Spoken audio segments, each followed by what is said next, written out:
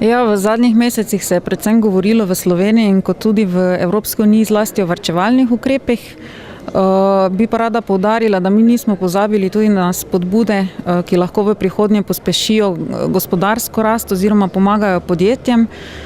Tako da v bistvu veliko razpoložljivih proračunskih sredstev, tistih, ki jih imamo na razpolago, vlagamo v tehnološki razvoj, v raziskave in pa v inovacije.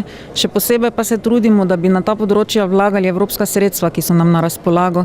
Zdaj dejstvo je, da je za to programsko obdobje 2007-2013 ostalo razpoložljivih še kar nekaj sredstev, ki bodo namenjena za nove razpise na področju gospodarstva, zlasti za začetne investicije, se pravi za zagon gospodarstva in pa potem tudi nekaj za trajnostno rabo energije.